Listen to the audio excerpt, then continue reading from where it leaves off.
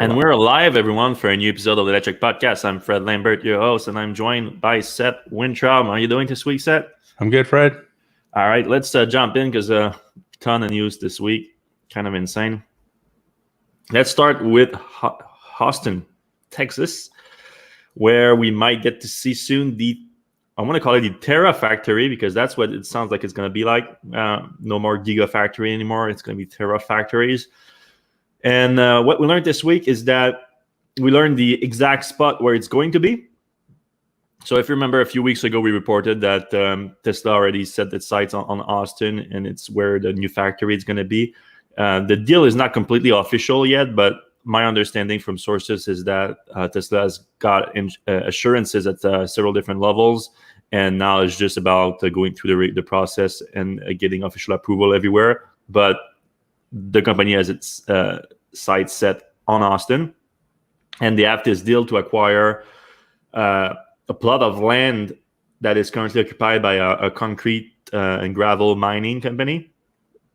And my understanding too from sources is that Tesla or contractors are already doing work at this site to level up the mine to be ready to build at the location extremely soon. Like they want to start in Q3, which of course that's Q3 starts next month. And so the big news is that they are going for a very large purchase of land here. I mean, it's not that expensive. It's $5 million they're getting it from, but it's 2,100 acres of land. So that's a lot. That's I mean, aside from maybe like Nevada, but of course that's in the middle of the desert, so it's not very good comparison because this is like really in town almost in Austin. It's like 5-10 minutes from the airport. Yeah, it's actually quite close to the airport, isn't it? Kind of almost adjacent to the airport. Yeah, I mean, so much so, and I'm afraid we won't be getting drone videos on that one. Maybe it's like not allowed to fly drones. Oh yeah, it's that close to the airport. Not sure though. I'm not sure what the laws are in Texas, but generally they have pretty large no-fly zone for drones around the airports. But yeah, it's a very large site, which can give you an idea of like the size of the factory that this is planning to build on. Elon originally referred to it as the Cybertruck factory, but as Electrek reported earlier this year, Tesla is planning to have a general assembly line for the Model Y there first. That's what they are aiming for. And we learned last week that Tesla is having some issues with the general assembly of the Model Y in Fremont. So we think that's also an incentive for Tesla to get a new line up and running as soon as possible. Though by the end of the year, it's extremely aggressive timeline. I don't know if it's achievable, especially when you talk about starting construction like in the next few months. So, but Tesla has been doing some pretty impressive things when it comes to construction lately. So kudos for that. Yeah, the other thing that we learned is that there's a $68 million incentive package right now that needs to be approved by the local school district because the school taxes is the biggest part of the property taxes that Tesla is trying to avoid, of course. But my understanding is that that's also just a part of a larger county and statewide incentive. So I think it's going to add up to more than 68 million over 10 years. Once everything is said and done, but that's what we get from the application right now with the Texas tax office regarding the project right now. But Tesla described the project in it as design and construction of an electric vehicle manufacturing plant on 2.1 thousand acres. And do we think Elon mentioned that he was going to move Tesla's headquarters to Texas? Do we think that that's also going to end up in this location, or is that going to be like in downtown Austin or something like that? With the size of the land, I think that might be a possibility because we are hearing right now some chatters at Tesla about people being told that you might get an option soon if you're working at HQ, if you want to stay in California, or you might want to go to Texas. I don't know if it's going to be there, but I mean, with the size of the project, it will make sense. Also, like, it doesn't make that much sense to have a factory like so close to town like that, but it does make sense for an HQ. You want the HQ to be close to a big city center. Yeah, and also close to an airport. That would be pretty convenient for the executives to fly in and out of. Exactly. Yeah. So it would be a prime location for that. We know that Apple is also building. That's not their HQ, but what did they call it? Apple, the big thing that they're building in Austin. Is it like an engineering center or something like that? Yeah, I can't remember the name of it, but yeah, they have a huge thing there as well. And that's thousands of employees too, right? Yeah, and I mean it's everybody. Like Samsung has a huge plant there. Yeah, they actually AMD too, and it's one of the places where a lot of chips are actually manufactured in the U.S. If you take all the parts of the iPhone, like 2 or 3 parts are made in the U.S. and it's like the glass in New York and the Samsung or the Apple chips that are made. This is old time. I guess the new Apple chips are probably made in China, but used to be. Yeah. So I think that's a real possibility. But right now we're more looking at the factory. And of course, Tesla's company line right now is that they say that they're still considering other locations. But again, our understanding is that the deal is pretty much done. It just need to go through the process. But Tulsa is still pulling for it, even though I think they're getting played a little bit. But at the same time, they're pulling so hard, and like they're like showing such an effort to get the thing that we know that this is going to be that it's not Tesla's last factory in the U.S. at this point. Like it's that's pretty clear, right? So it's probably smart for them to keep pulling, even though they're probably not going to get that one. They might get the next one. Yeah, I mean, Austin was actually one of the final bidders for the original Gigafactory, I believe. Yeah. It was another location than this new one, but yeah, it was. So it wasn't. Yeah, they're maybe pulling for another one down the road. Mm-hmm. Though it is close, like I mean, Oklahoma, and I mean it's not that close. Like it's. Yeah, and Tesla could also put like a drive assembly thing there. Some offshoot thing they could put in Tulsa, a smaller.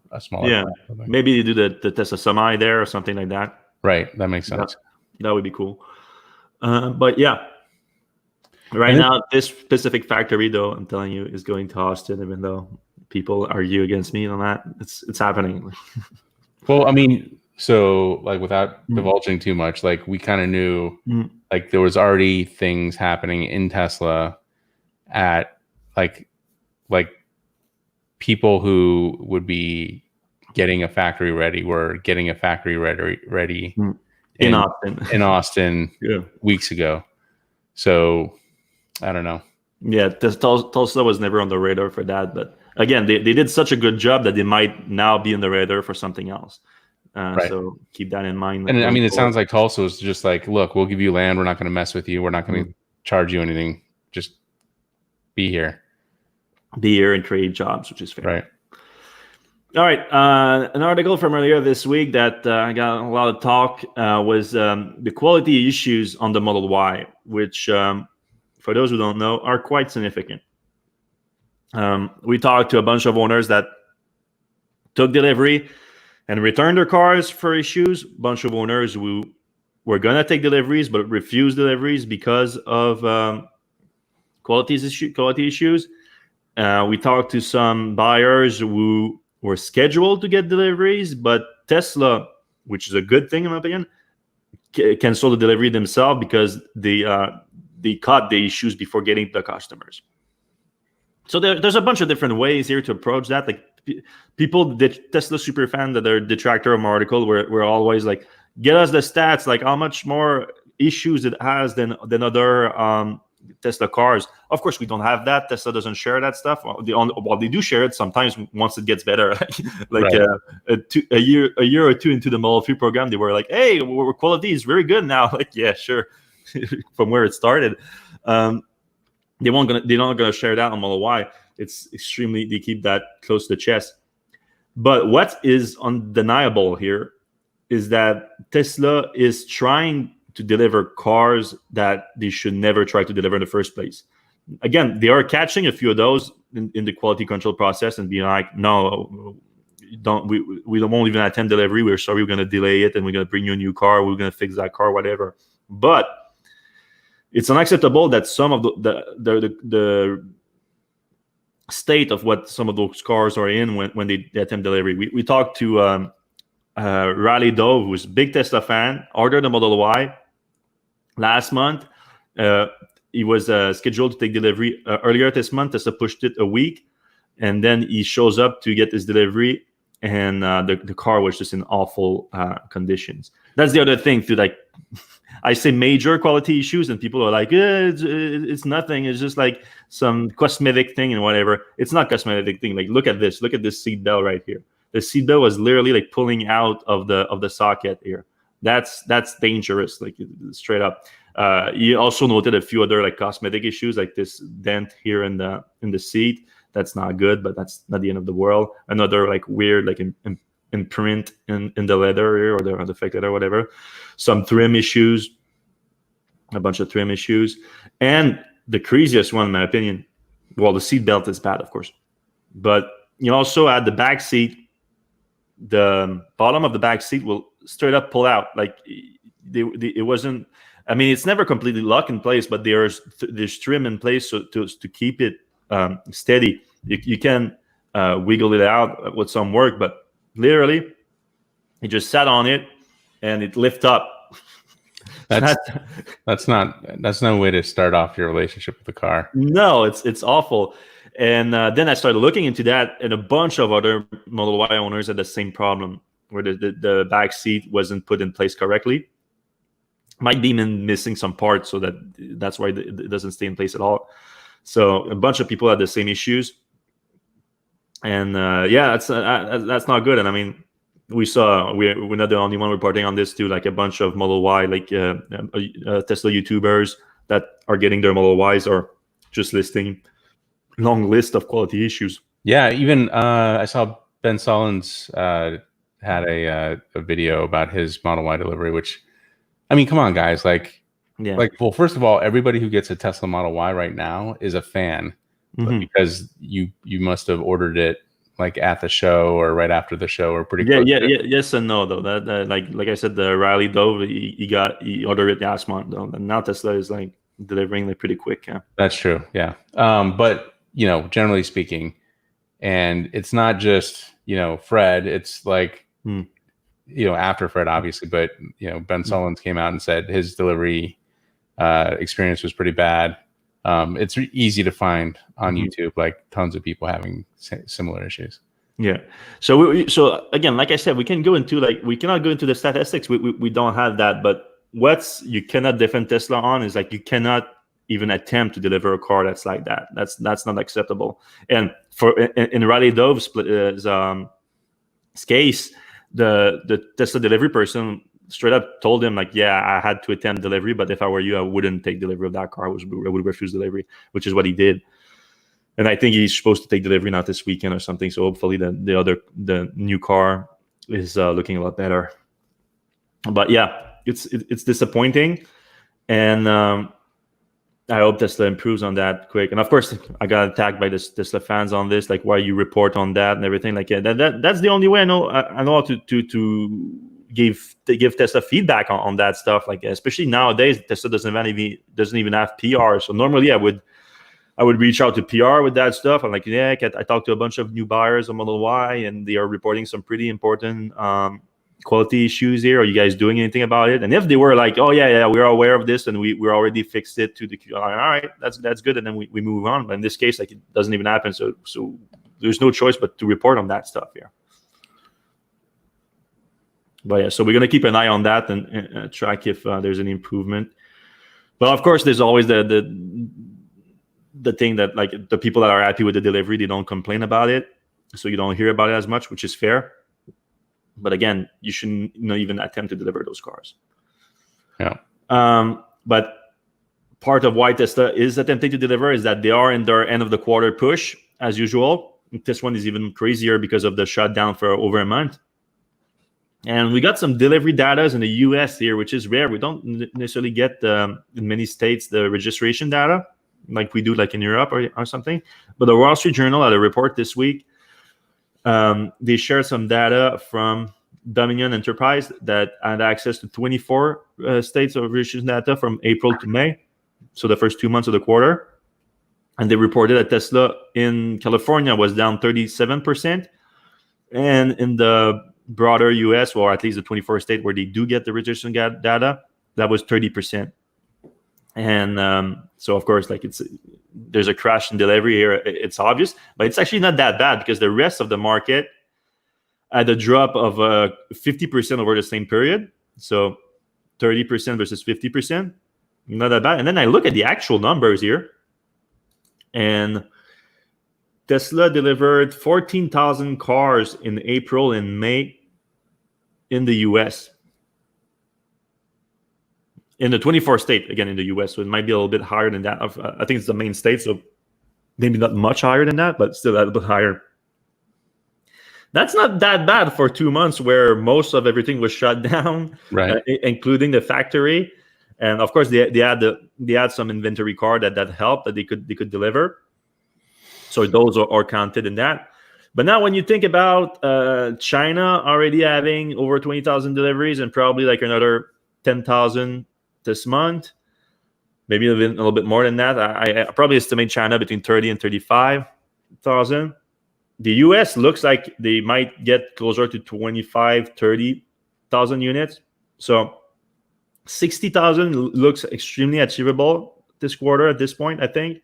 And then I think that's on the conservative side. Like I think 60,000 units is on the conservative side. And some people are putting as much as 80,000 units. I think that's on the optimist side. But somewhere in between, I think is very possible. So that would be like 70,000 units. But I think at least 60,000, which is a lot higher than I thought like 2 months ago when, of course, at that point, the factory was still shut down and we didn't know when they're going to reopen exactly.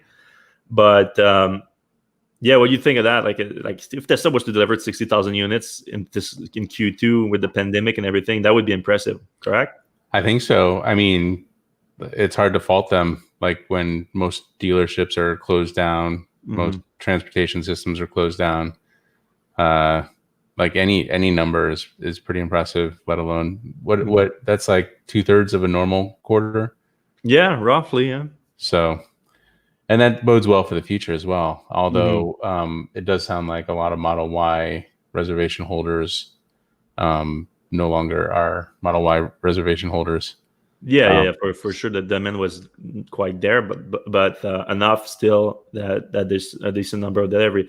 Of course, that's also part of the massive, not massive, but significant price cuts, and like $5,000 for the Model S, $2,000 on the all Model 3 configuration. Those are significant price cut that probably helped, and also definitely affected the gross margins. And so I wouldn't expect a profit from Tesla this quarter, even though they do also gonna have significantly lower costs because they did furlough a lot of employees and they cut the salaries of all employees for just over a month. So that will help the cost, but I still doubt that we're gonna see a profit there.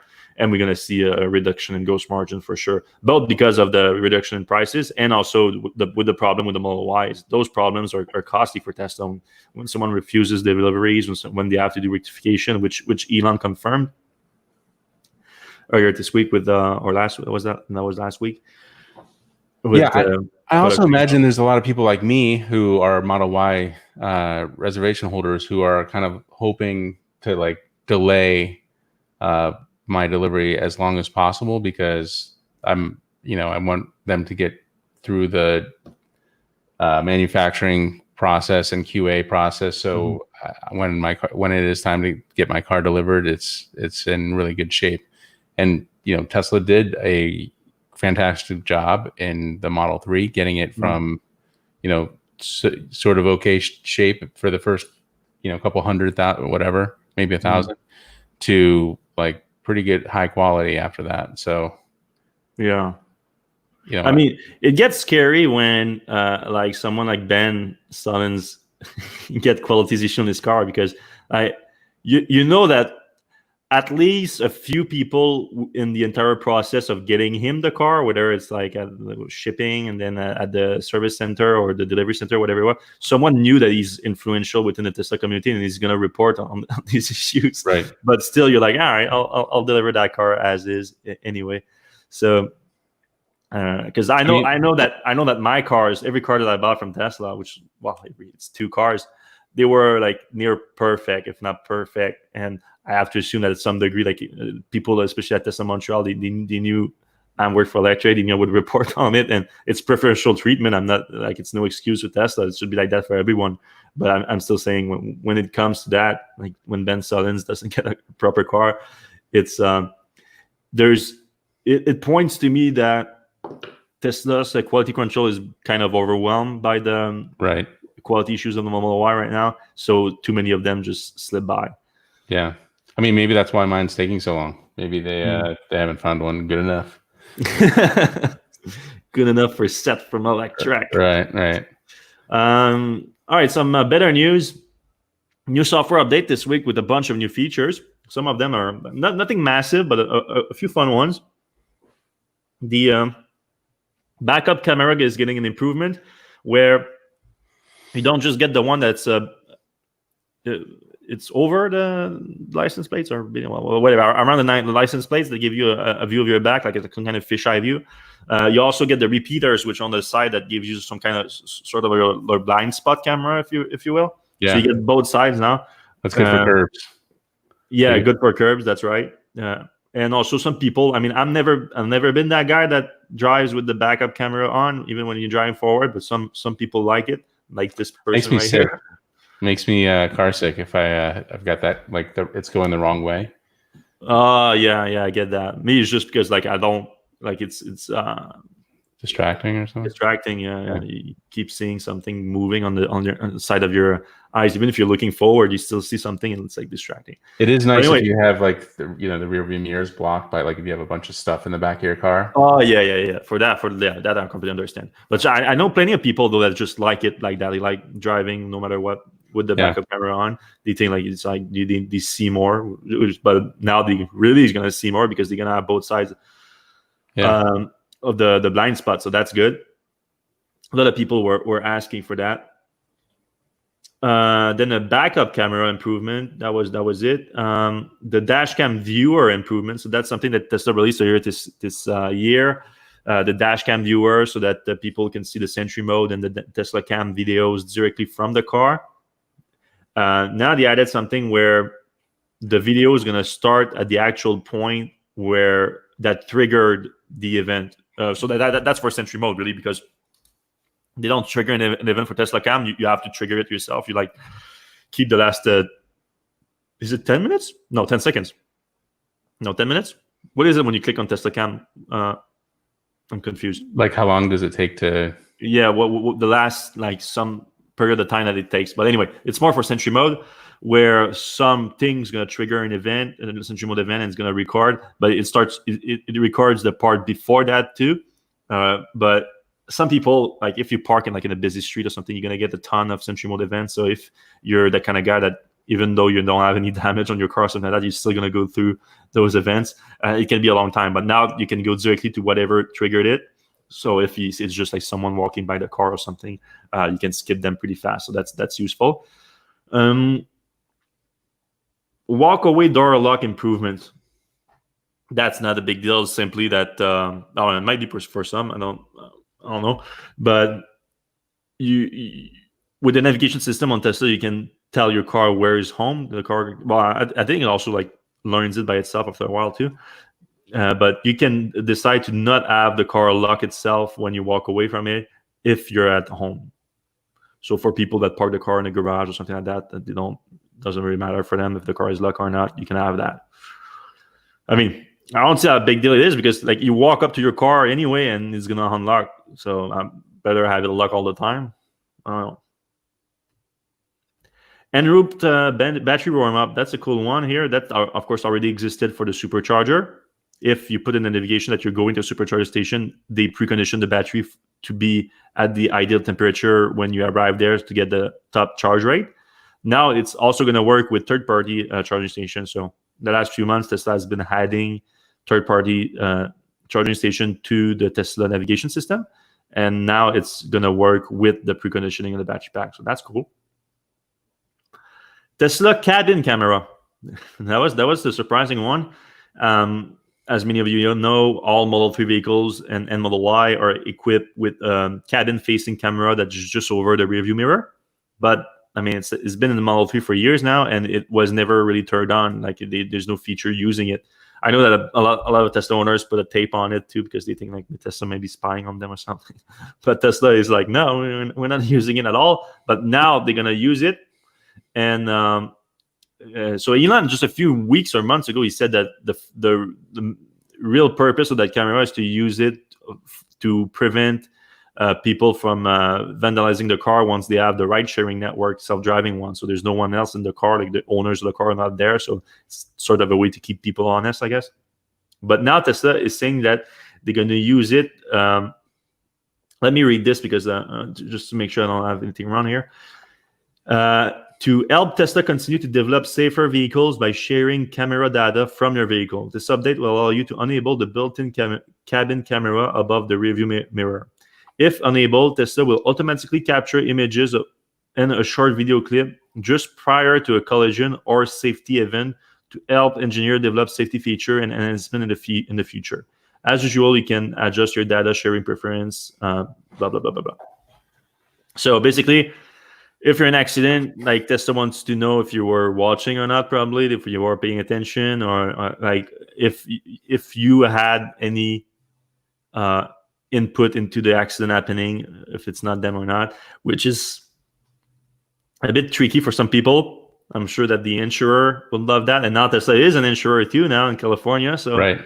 I'm sure that can be useful for them. Yeah, it's actually, that's a little bit controversial because theoretically you could have that information but not give it up. I mean, the fact that that Tesla is recording that and that information could be uploaded to Tesla, but maybe not, but it exists in the car, then, theoretically an insurance agency could come out and say, well, we want to see the data, and, and if the data is in the car, they kind of have to have access to it. If they don't get it, they can just say, well, it was your fault. You fell asleep at the wheel or whatever. Yeah. So it's kind of weird that they've enabled that, and that it can be used to kind of work in insurance situations. Yeah, I haven't gotten the update yet. I'm curious to see when I do get the update. That sometimes Tesla, they give a little bit more information when you do activate that feature. Like there's more than what it was in the release notes. And I'd be curious to see if they do mention anything about that. They do say that they don't link the data to the driver. So if that's really the case, it would be hard to do the insurance thing, but I'll wait and see. I'm sure a lot of people would keep the little tape on that. All right, another software update, but this one is only in the early access program right now. So it might take a few days, even a few weeks to get to the wider fleet. It's an update to traffic light and stop sign control. That's the update that allowed the Tesla vehicle to stop at a stop sign or at the traffic light, a red traffic light. Oh, what's happening with that hat here? That's a weird one. Yeah, I noticed on the previous one, there's like a video. It's weird. No, yeah. With the ad guys involved. Yeah, but this one looks like a double one here. That's weird. All right. Not that's anything relevant for the podcast. But the feature was requiring the drivers to press on the accelerator or activate the autopilot stalk to continue driving at the stop sign or at the traffic light. Only if you go straight. It doesn't do turn. What this feature changed is that it doesn't require the confirmation from the driver to keep going if you're at a green light and there's a car in front of you. So still no turn, and you need a lead car. So it's not a major update, I think, in my opinion, because technically Tesla was already doing that. If you had traffic aware cruise control on, like if you were in traffic and there was a traffic light and you had a car in front of you that stopped at the red light, your car would stop, and then it becomes green. The car goes forward, and your Tesla follow the lead's car. So it's not that. It's just that now it actually knows what it's doing. It knows like it's going to an intersection, and it will also navigate the intersection better because, of course, there's no lane in the actual intersection.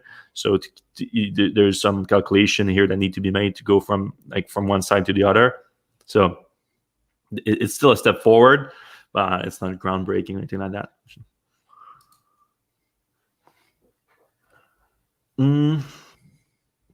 Oh yeah, the Model S for a 402-mile update earlier this week. Wow, it seems like weeks ago. Yeah. Oh yeah, it was a crazy week of news. It's insane. But yeah, this one definitely caught our attention. Tesla announced that they officially got the EPA rating of 402 miles on the Model S. So I'm still looking into the details with the EPA on that one because it's kind of a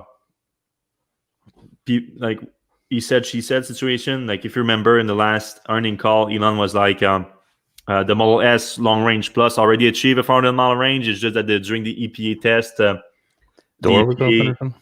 Yeah, they screwed up their test, and the way they screwed up, Elon said that they kept a door open because the EPA test is not like just one drive. Like they do like a full cycle on the battery pack, which include like stopping the car overnight even. And they said that they left the door not completely closed overnight, which resulted in the car not powering completely itself down, which drained a little bit more energy than just the regular overnight power drain. And that resulted in a roughly 11 miles shorter range. The EP denied that. They said that their test was regular and normal. But now, apparently, this is the same car that they tested, or maybe not the exact same car, but they didn't improve it more. And it's getting the longer range because Tesla did list a bunch of improvement that made them achieve this longer range. A significant reduction in mass, the Tempest aerial wheels that they introduced on the Model S earlier this year, more efficiency in the drive unit, and better regenerative braking. So all things that improve efficiency. But he said that everything since they launched the Long Range Plus was in there. And there was some that was even before the Long Range Plus. That's why some people are now seeing that Tesla is upgrading their car to Long Range Plus because they're getting a longer range. But that I'm still looking into that because I'm getting different numbers from everyone, and no one is really getting that 400 miles. So it's sort of muddying the water in what Tesla considered the Long Range Plus versus a Long Range Model S. Maybe I have more clarity on that later. But really what we see here, regardless of what's the actual range, because I mean they do get we use the EPA to compare people, but of course compare different cars. But as everyone that ever driven an electric car knows, like the range is highly dependent on how you drive the car, also what shoes the car is wearing. Like I know, like I get decent, like I get pretty much the EPA mileage or whatever my car is saying, because now it got some battery degradation. My Model X set as the exact same Model X, but with 22-inch wheels, and you're getting like 30% less range than me on that. Yeah, it's significant. Those 22-inch turbines are just horrible for range. Yeah. So I mean, there's so many factors into it. It's insane. I actually got better range with snow tires on 20-inch rims, which snow tires obviously aren't designed for efficiency, but the aero tire or the 22-inch turbines are so bad aerodynamically that regular tires on there perform much worse than snow tires on a regular 20-inch rims. Yeah, I mean on the 22-inch you have just like this of like tires. On the 20-inch you have like 2 more inches of tires all around. So, and of course the tire is more aerodynamic than the wheel itself because it's covered. So just that alone make a difference, and then the actual wheel design can also make a difference. But now I don't know really the specifics on that. Yeah, and for the record, I didn't necessarily want the 22-inch wheels. It's just the used Tesla I got had them, and I was like, oh, they look cool. And once I drove them off the lot, I was like, this isn't like I'm not in it. I'm not in a Model X for the sportiness. I'm trying to carry my kids around and navigate potholes, and these are not the tires for that. Yeah, or wheels. But so yeah, the actual range number will depends on how you drive your car, what shoes you're wearing, what wheels are wearing, and everything. But if you look at the actual improvement that Tesla has made, which is just over the last few months in the manufacturing process, everything from the new wheels to the mass reduction to the drive efficiency and everything like that. That just like shows like how much focus Tesla has on efficiency, and they are increasing their lead really on the market, which is encouraging. I mean, there's still improvements to be made there, despite Tesla already being the leader. So very fun to watch. And also that's like improvements made on a car that is really like 8 years old at this point, almost 8 years old. So you can imagine with like Tesla, everything they learn, and they can still make like little improvements like that makes some decent difference. Like then when they start from scratch and they develop a brand new vehicle program, like the Cybertruck, for example, like they're using all that knowledge to put into a blank sheet of paper. And it's hard to see like someone catching up to them at this point with this kind of improvement rate. It's really impressive. Yeah, particularly when companies like GM don't seem to be learning anything from their past endeavors. Yeah. And also the cycles of improvement is so much slower. All right, another good news. Tesla released a new solar panel, and they slashed the price on their solar panel installations. So that was a scoop that I had last night. When I did report on it, I was a little bit confused because like I heard about it from a source, and I was looking for it like to get like the exact information on it, like how much it's going to cost, because I know like the prices are different per market and everything. Though Tesla seems to be like now normalizing the price in different markets. Of course, before incentive, there's different incentive in different market. But anyway, when I did my report, I don't know if I could actually like place an order for that. That would have been funny, but I could get like an 11 kilowatt or even a 15 kilowatt system for just $10,000. Like everything was $10,000. It made no sense before incentive too. After incentive, it was even cheaper. So I could have gotten an order. Yeah, could have gotten like a 15 kilowatt system because I was there like one Tesla was still updating the configurator. I didn't do it. I didn't try to. Like I wasn't like trying to take advantage of the system or anything like that. But we did get the new prices here. New prices and, of course, new sizes. So if you remember, last year, Tesla sort of revamped the business for the solar installation, and now they just sell them in specific sizes. There's no like, well, it's still a little bit costly. Like you have to place them on specific roofs, but there's 4 options: small, medium, large, and extra large. And now they all went up by like 8-10% because of the new more powerful solar panel, which was a 315 watts. Now it's a 340 watts, and it's the same size, so it's purely an efficiency improvement. So that's good. And now you have the small one is 4.08, medium one 8.16, large one 12.24, and the extra large one now is 16.32. And the prices are a lot better. Like the medium one used to be 7.56 for $19,500. Now it's 8.16 and $16,000. So more powerful and significantly lower in price. That used to be a 2.58 per watt, and now it's 1.96 per watt. So like I think it's 24% improvement in price here per watt. So that's a big difference. If you ask me, I think it has something to do with Tesla's update with price matching last month. So we reported on that. Tesla started accepting price matching for solar panel installation, not solar roof, of course, because there's not really a comparable product on the market.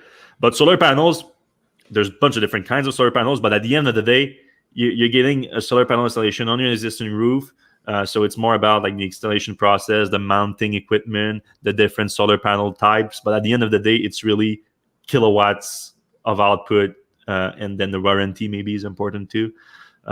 So there's a lot less differentiation between Tesla and the rest of the market here.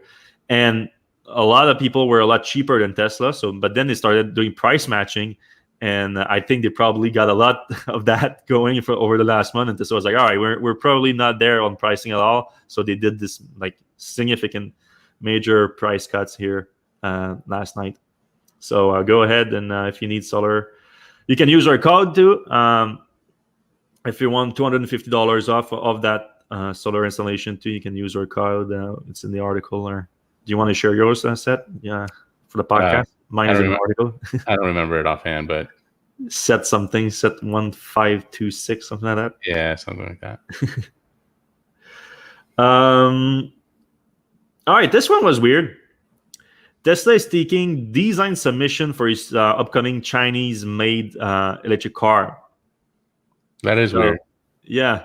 If you remember earlier this year, after the launch of the Gigafactory in China and the launch of the Model Y program in China, Elon announced that they are also going to do a design and engineering center in China, and they want at that center to make a Chinese car that's going to be designed in China, made in China, but exported for the global market. So you could technically get it in the US too.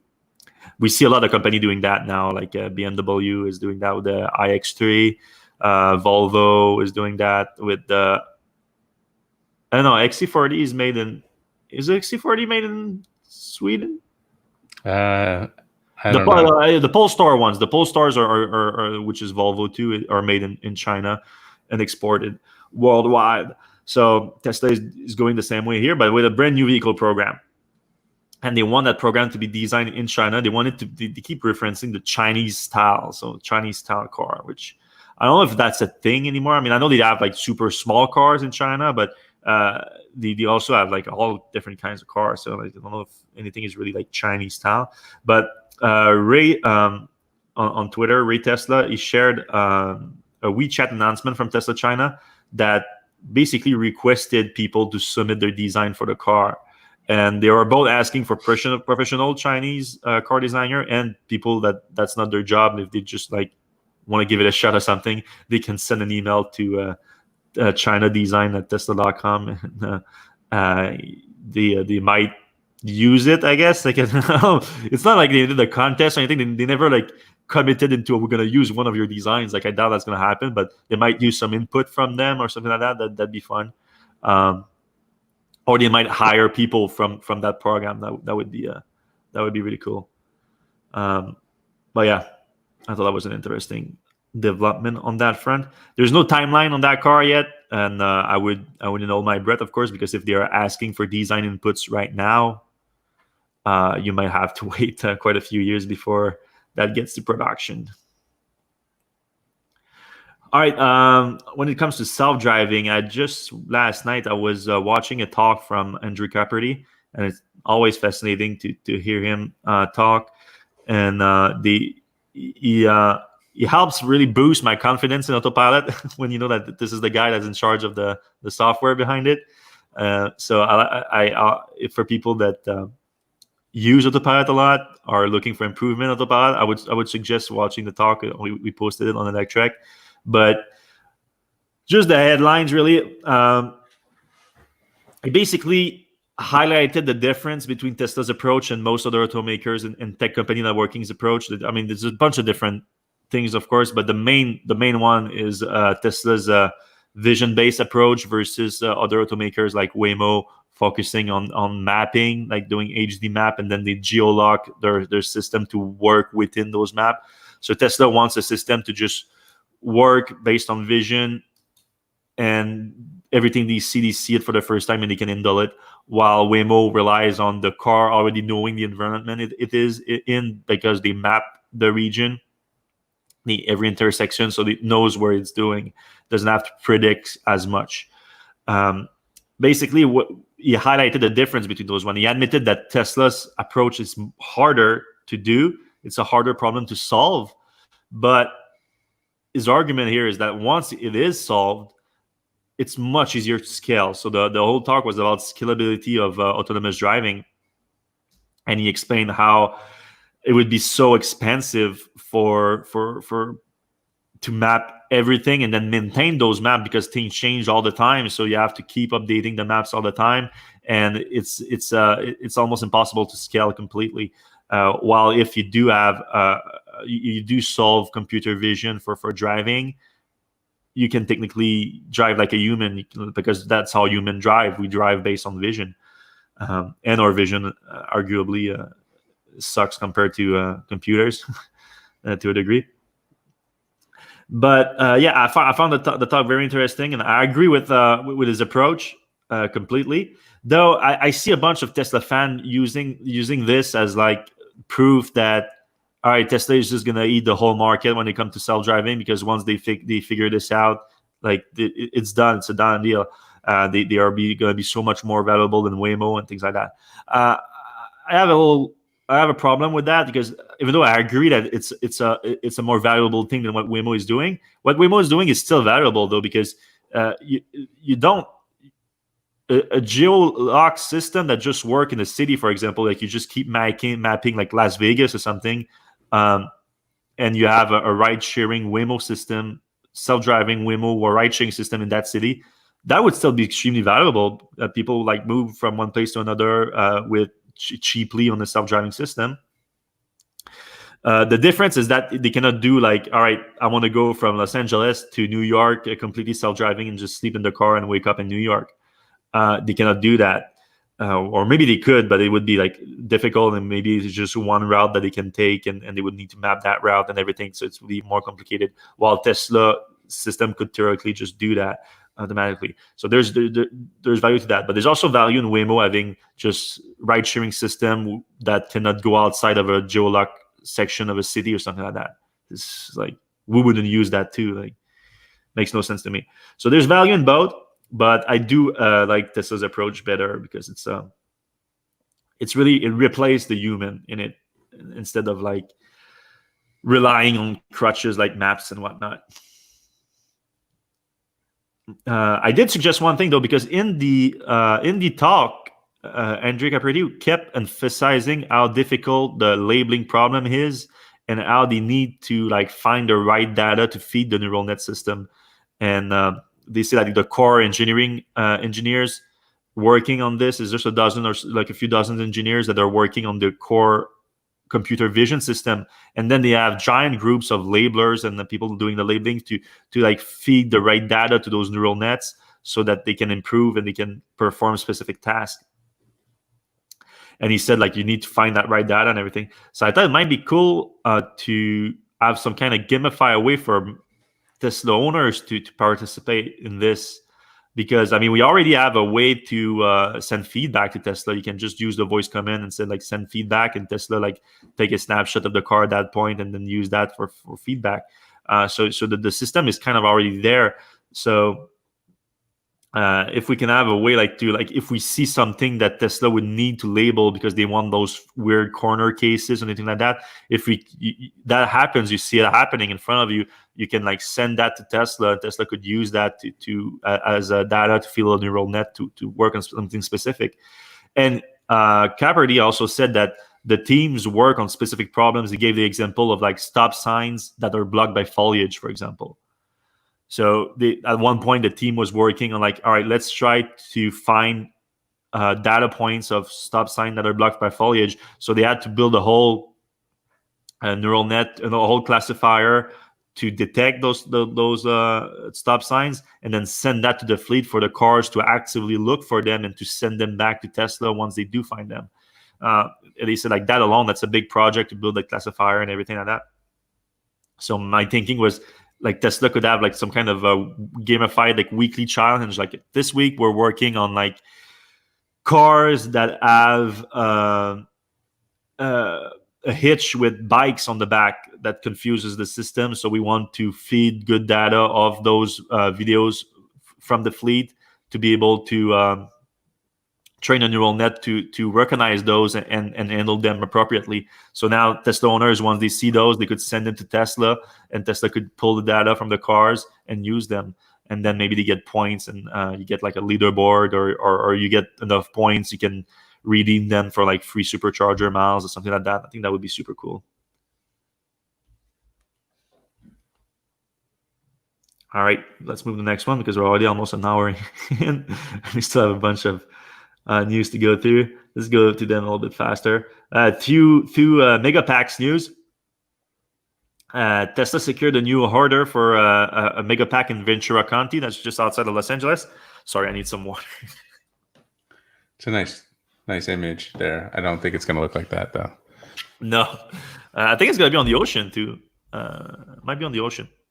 Anyway, Strata Solar is the one that secured the contract here, but they announced that they're going to use the Tesla Megapacks, which is interesting in itself because Strata Solar does have their own battery pack system in containers, but they decided to go with the Megapack, which is probably telling to how much more the Megapack makes sense compared to other solutions on the market. Well, they're probably cost efficient because Tesla can make batteries so much cheaper than everybody else. Yeah, in large volume, and apparently also like the installation time is much shorter because it's like the container itself is the battery pack that Tesla dropped. So very interesting. It's a massive project, 100 megawatt and 400 megawatt hour. So same output as Tesla's big battery in Australia, but 4 times the energy capacity, or at least 4 times of the original energy capacity, because they are increasing the energy capacity in the Australian project. But it would be Tesla's biggest project to date once it's completed, because I think it's going to be completed before the big one in the one near Monterey, like the gigawatt one, gigawatt hour one. This one is like half the size, but might be completed sooner because they are just got the green light to start construction next month. So it looks like it's going to happen pretty fast.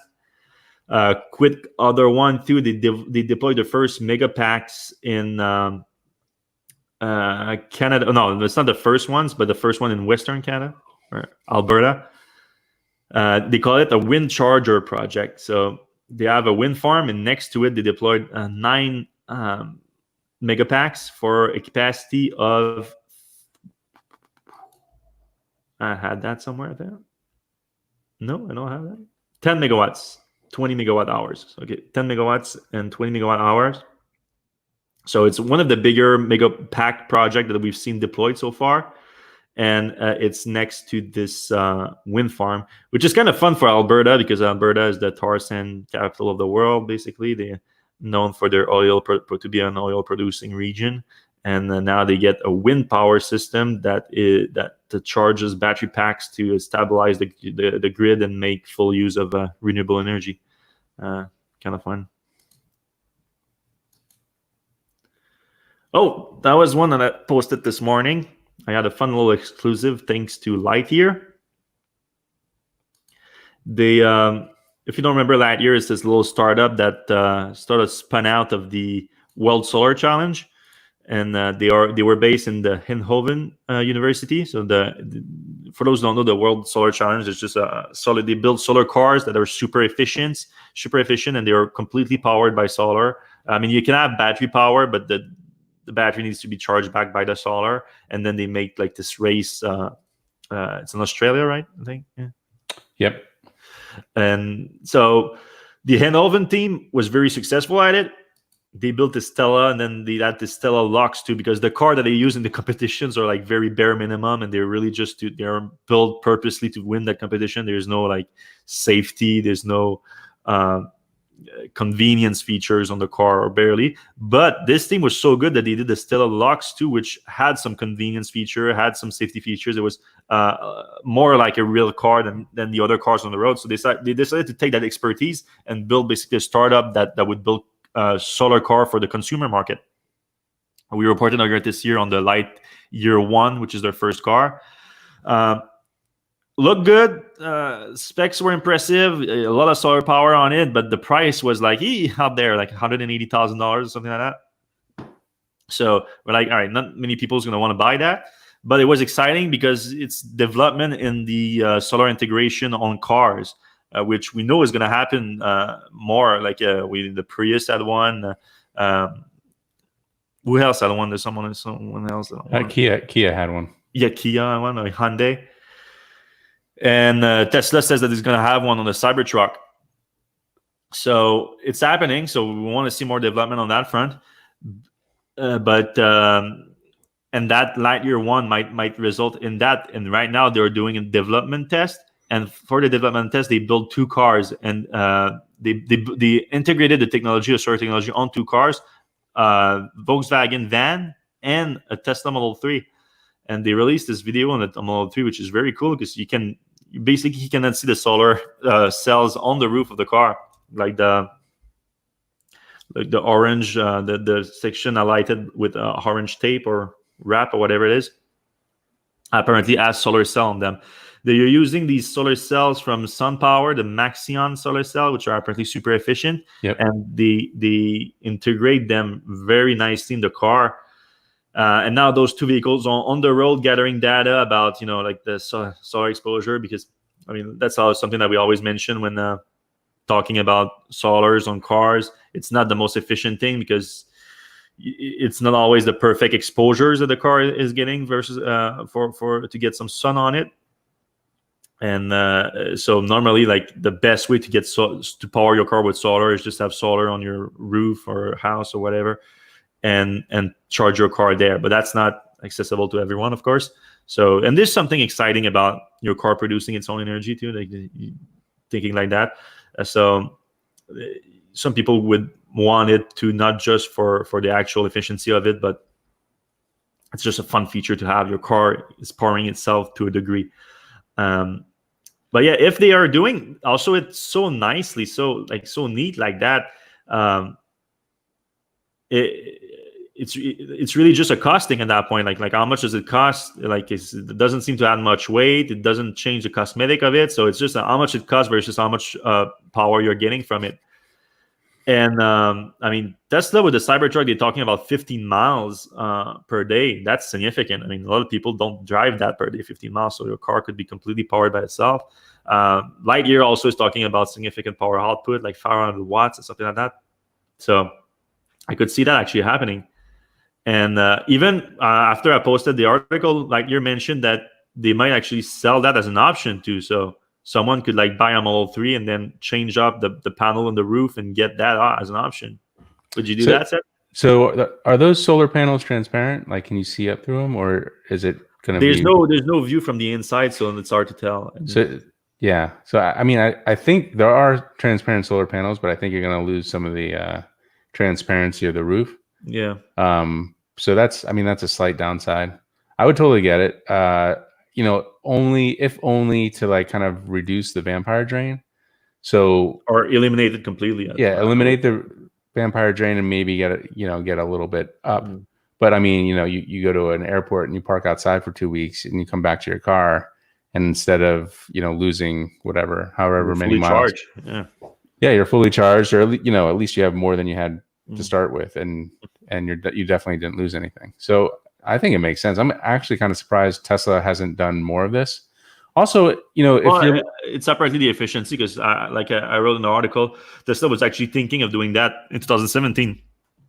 Elon said that he talked to his engineers, like, I want this on the Model 3, but then they came back with the numbers and they're like, it's not going to work. Also, they were trying to make the Model 3 as cheap as possible too. So right. Yeah.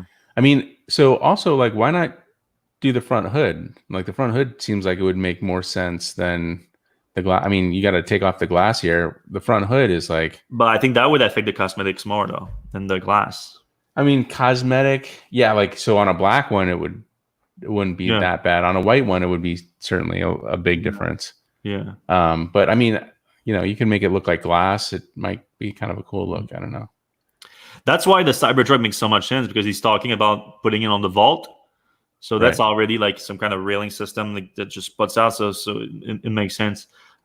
There's even talk about possibly a deployable one that you can like extend, so that like if you're going camping or something, you can just deploy the whole thing and you have solar power. That would be really cool. I hope that happens. Where I'm at, solar from the Lightyear. Oh, the VW ID.4. So it leaked in China because they started production in China, like I reported a week or two ago, but it was completely covered. But now with some application to be able to sell the car, some pictures have leaked, and quite a few pictures, like all the angles and everything, all the wheel option. And if you want my opinion, it looks pretty good.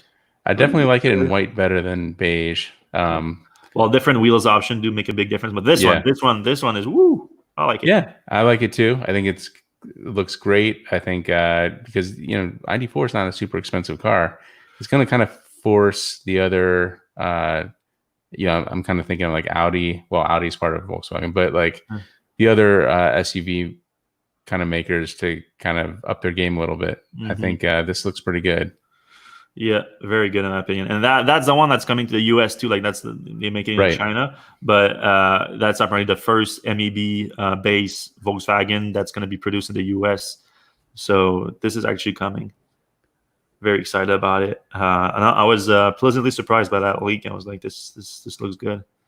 All right, another Chinese car that might tell us about the US version. GM this week unveiled the Buick Electra 7, which is like the electric SUV, small SUV crossover for the Chinese market. But we've been for a while now like hearing about this Buick Electra being the same, or the Chinese version of what will be the Bolt EUV in the US. And we actually have someone on the podcast who's seen the prototype for the Bolt EUV. And apparently it does look very similar, right? Yeah, I mean, it's the same body. The front is different. It's more of a Chevy front. I don't remember exactly what it looked like. More like this a little bit? Yeah, it definitely looks more like that. And it's You frustrating. can see, like the two are basically the same except for the front end. Right? Yeah, I mean, it's the same car. What's crazy though is that image came out in 2017. So this is like 4 years ago that GM had this car. Yeah. Like at least designed. Like I just can't imagine how slow things work over there. That was the concept in 2017. Yeah, conversion in 2020.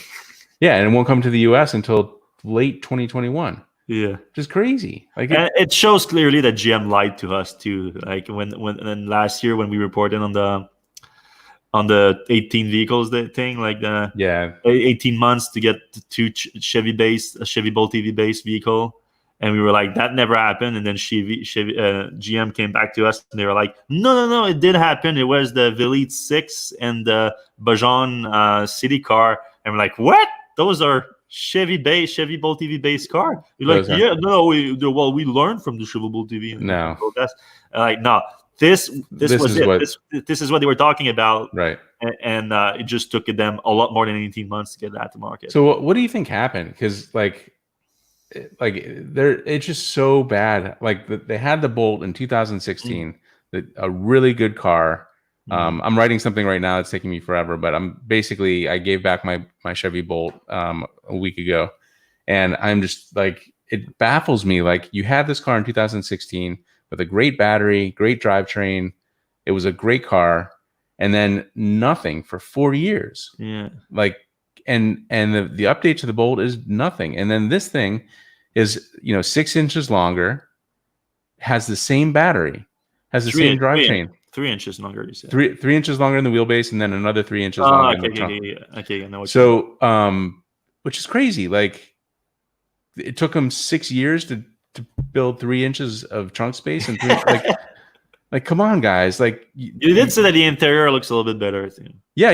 The interior is definitely. And that was my biggest problem with the Bolt EV because. Yeah, so the regular Bolt has a much nicer interior. The seats are much nicer. It looks like an expensive. You mean the new regular Bolt, the new Bolt EV? Right, and then this thing kind of takes that to another step forward. It's got a sunroof and cool stuff like that. Okay. But man, GM really this is kind of like Who Killed the Electric Car. They had something great and then they just crap all over the place. Yeah, I mean, it's like when you're carrying this whole gasoline car business while trying to 1 foot in the past, 1 foot in the future. It's not like that's Tesla's biggest advantage. Like we only make the best electric car we can make, and it just so happens that it's also the best car you can buy, period. They're like, all right, but we want to do this future. We are all in electric vehicles, but at the same time, we need to manage this dying business of a gasoline car that is still our biggest profit center. So, right, it's so weird. It's such a weird situation. I mean, they're not alone in it. Like Nissan has the same problem. We still haven't seen a new car from them. Yeah, it's crazy. So it's so slow over there. I just don't know how they can expect to keep up with these product cycles that are almost a decade or a half decade to a decade long. Yeah, but the good news is that this is changing now. I think we're gonna see a faster it took a lot of time for them to adapt to like the rapid changes that Tesla has brought to the market and everything. But I think they're starting to now, and in the next 2 or 3 years, we're gonna see a lot more cars a lot faster coming to market. Yeah. All right, we got one more story, and then we'll head to the comment. Oh, yeah, I just wanted to, if you have any questions, put them in now. But I just want to mention real quick that the Cybertruck is going to be at the Peterson Museum tomorrow, and I'm going to be there. And who else is going to be there? I'm going to be there, and a bunch of Electrek readers are also going to be there because I give out a few tickets that I bought. So if you're one of them, like, I look forward to meeting you tomorrow. And if you got yourself your tickets in time before they were sold out, and you see me there, give me come say hi. I don't bite, though I probably won't shake your hand. Coronavirus and whatnot. But yeah, I'm excited to see the car in person. Said I've seen the car in person. It was there at the unveiling, but I was in Paris at the time of the unveiling, so I couldn't be there. And I wish I really, really wish I could see the car in person because it's such like a weird vehicle. So I'm gonna be there. I'm gonna check out. And also they have a bunch of I think like Tesla like gave them like prototype for a week so to help them because they're just reopening after the virus and pandemic, and I'm sure they are not great financially because of it, like after being closed for a few months. So that will help them bring some people in. But they also have a bunch of other electric car there, so I'm looking forward to checking out those too. But yeah, I'm going to be there from 10 a.m. to 12 p.m. tomorrow. So come say hi if you're there too. All right, to the questions. Yep. Lost in the curve. This puts Tesla in an optimum position of leverage. So Tulsa and Nashville have got to put everything plus some on the table now. That's not accurate though. My understanding is like that deal is already negotiated. It's just going through the process right now. It's not like it won't change. Right, and I have a feeling like Tesla's ready to go. It just has to get all the signatures from all the people. And my understanding is that they're already like moving dirt at the location. Right. I mean, moving dirt like that's that they're going. Yeah. So I did a street view of the tour of the site. Looks great. Looks like a great spot next to the airport. Nice new roads, a super easy access. I think there's also train access there. Yeah, or they can extend it pretty easily. But yeah, there's a giant highway next to it, so yeah, that's useful too. And then highway widening. Andy Towers mentions traffic's a big issue. 130 is a tollway, so not very popular with the locals. So this location is chosen to be the beginning of a 130 build out in neighborhoods. Mm-hmm. Nobody likes tolls. Do you think the subscription-based full self-driving would also be used for Tesla Semi? Wondering if there's a recurring revenue opportunity for Tesla once that replaces the cost of the driver. I mean, makes sense. Yeah, but I don't think that replacing the driver was going to happen anytime soon. But for sure, they're going to use it to a degree. I think it's valuable. Just like cruise control is valuable. Yeah, cruise control is extremely valuable for stress is a big factor for truck drivers. And they do make long hours, and that's why they limit the hours of the truck drivers. So maybe they can have like something like it's going to make, probably eventually it's going to make their job obsolete, but in the meantime, it's going to make their job a lot better. Yeah. It's kind of weird feeling like you love this technology, it's making your job better, but eventually would make your job irrelevant. So weird. Right. So the Jose says, I don't understand why some people are bitching about you guys pointing out these quality assurance issues.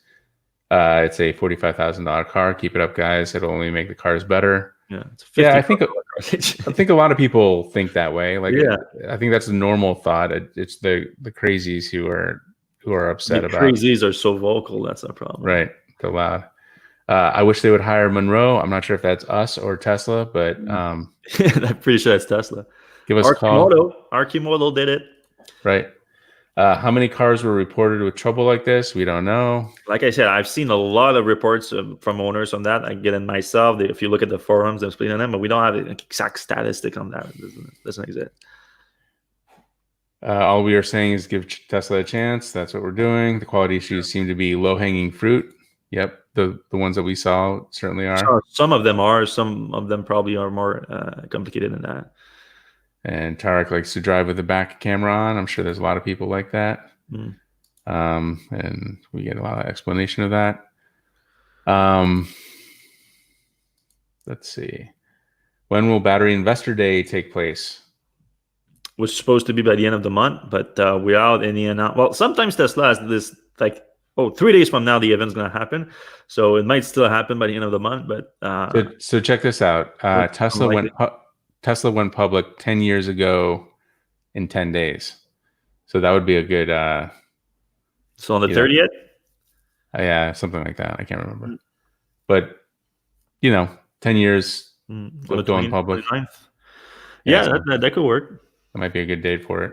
Mm-hmm. I'm putting my money on it. So. All right. Are you going to get back in before the battery day? No, not at $1,000. Too expensive at $1,000. It just feels like it's a little overhyped at the moment. I mean, eventually, I think it'll be worth it. I just think right now we're in a high cycle.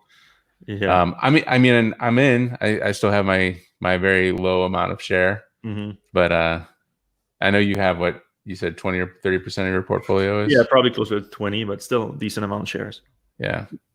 I wish I would have got in at 361 right after the coronavirus stuff. Yeah. All right, back to the questions. Cycle Gamer, the lock at home is important because it's annoying to have to bring your phone with you to get something out of your car. Okay. Yeah, sure. That's a good point. Mm-hmm. Back to battery day. Yeah, that's a little confusing. Another good podcast. Thank you, Green Gold. Tons of Model Y at the service center today. I hope they were in good shape. That's a good report to have. In a legal sense, if you have a cam and you do not share the footage in the event of a court case, you can be charged with withholding evidence. Good kind of what I was getting at there. It's almost like you don't want Tesla to be able to turn that on, or you don't want Tesla to be recording that, even if they don't send it anywhere. Appreciate the news you guys provided over the years. It would be nice if we could see your positions in Tesla in detail through tip ranks accounting or something similar. I have one share. I mean, well, first of all, you don't have to disclose a number of shares. It's like just if you're long or not. But I don't know what you're talking about. Tip rank. Tip rank is for stock analysts. Yeah, it's a different thing. Yeah. I can buy an Electrek Smart for under 10 grand and do most of the driving I'll ever need. That's from Brainwashed. Do it. Go for it. I want a worldometer page dedicated to Tesla stats. Be that person. Do it. Yeah. Johnny B says, I'm excited about the smaller Tesla car. I hope they can ramp it up quickly in China and Germany. I wanted to ask you about that. I remember Elon Musk saying something about a $25,000 car after the Model 3 came out. He walked that back at one point. Oh, did he? Okay. Saying that with self-driving, he doesn't necessarily see a need to go much cheaper than a Model 3. But I would assume that this new Chinese style car would be cheaper because it might be smaller, at least based on the early drawings that they released.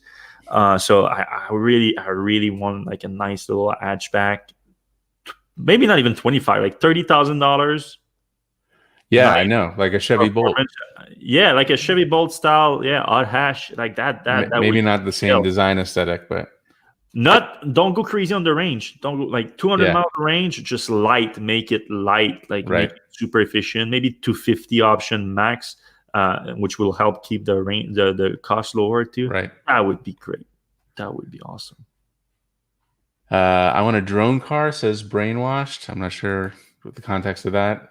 Johnny B says, I'm not informative, but humorous. My daughter knows someone who drives for Waymo.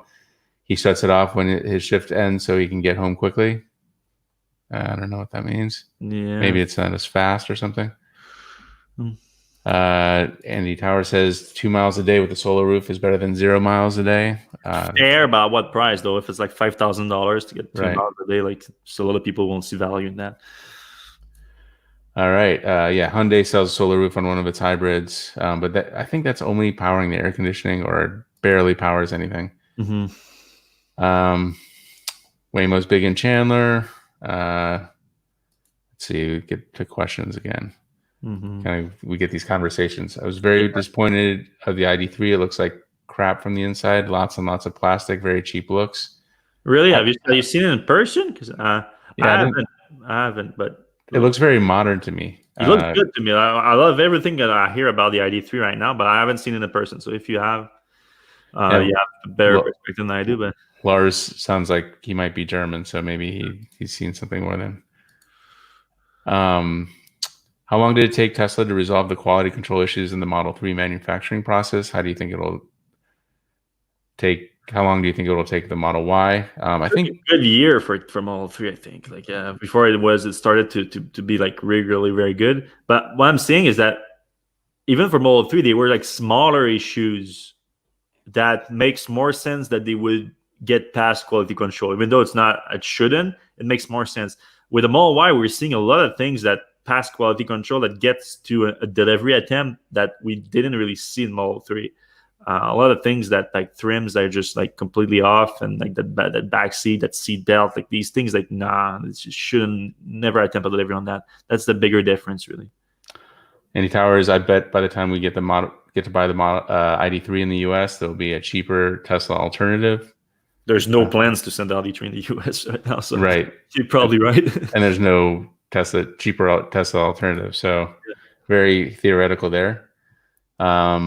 Let's see, we're getting a conversation here. GM would crush all bolts and wash their hands of EV if they were given the chance again. I hate to say it, but like sometimes it does seem like that. Yeah, I hope that's not true, but maybe.